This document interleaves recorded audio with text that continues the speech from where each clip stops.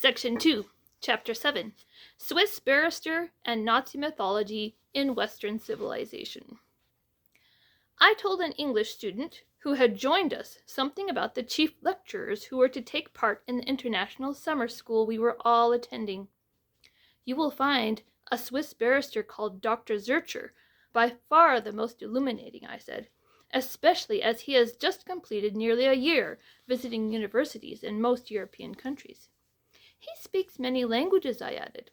But the thing about Dr. Zurcher that has interested me most is his theological knowledge. Having reached Geneva, we parted from the students and went to our hotel, where we rang up Dr. Zurcher, and he invited us to come over. "Now do tell me what you would like to discuss," said the doctor. "I gather it is about the significance in Europe of certain aspects of the Nazi Revolution. If so, that is what you in England call a tall order."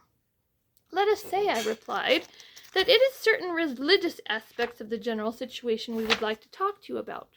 You know, I think, that we have both spent some time in Germany in recent years, studying the situation, especially in regard to youth.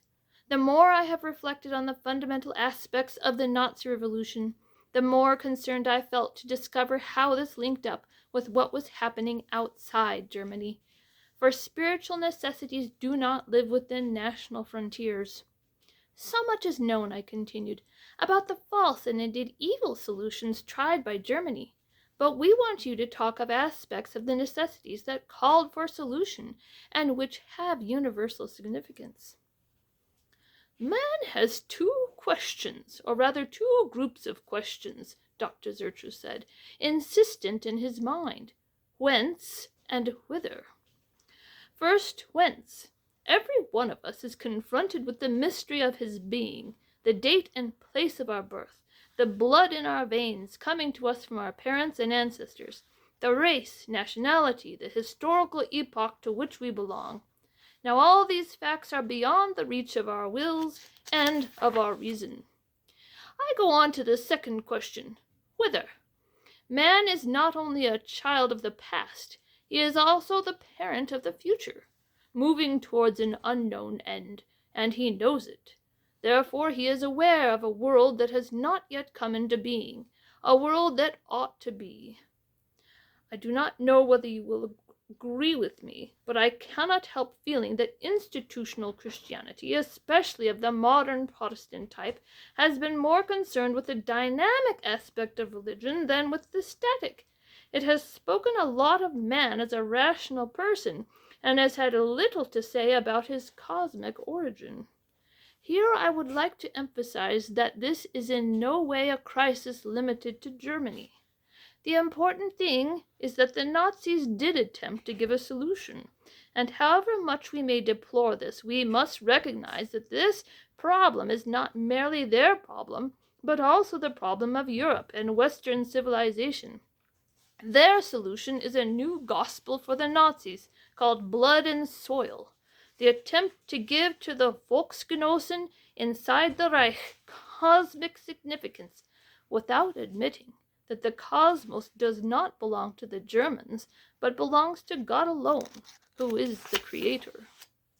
There can be no doubt in the minds of those who study German youth just now, I said, that they have found a genuine inspiration in the thought that their individual lives have taken on a new significance, because they can identify themselves with the German race in which they have their origin and roots, and see their destiny secured within the destiny of the Third Reich, which gave them a sense of purpose and fulfillment. "Before we go," said Dr. Lingham, "there is one other point we have been discussing, and about which we would like to hear your opinion, namely, how does all you say about blood and soil teaching link up with their teaching on Gemeinschaft?" "You have raised the question of the second major cause of the crisis in Western civilization," he replied. "When we say that man has become atomized and lonely in our machine age, we mean not merely that he has been uprooted and severed his ties with his cosmic origin, but also that there has been disruption of organic human relationships through the lack of true community. In the old days, man had a place definitely assigned to him, whether high or low, in an organic society.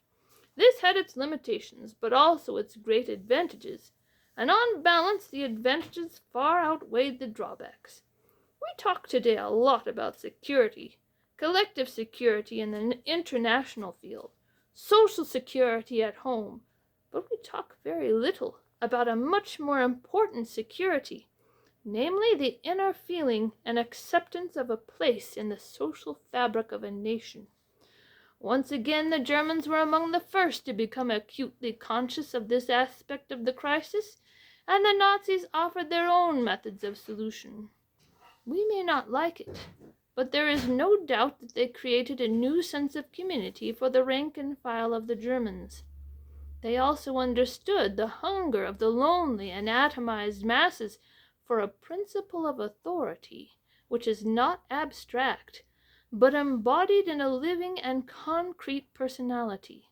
Hence the Führerprinzip, which starts with the Führer himself and goes down the line to the smallest Gauleiter or Unterführer throughout the whole hierarchy. They built up a tribal community and a tribal loyalty. They sacrificed freedom for the sake of restoring a sense of meaning and greatness to the humble. They thought it possible to evolve a system of double morality, one valid among Germans, and another appropriate to other nations and races.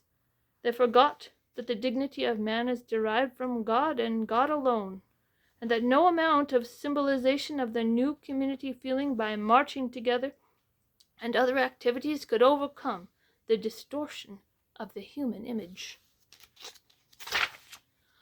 Mr. Langham and I continued to discuss some of these points after we reached our hotel, and we realized that Dr. Zurcher had given us a great deal to think about, which reinforced our conviction of the need for a careful study of the relevance of the Nazi Revolution to the general European situation.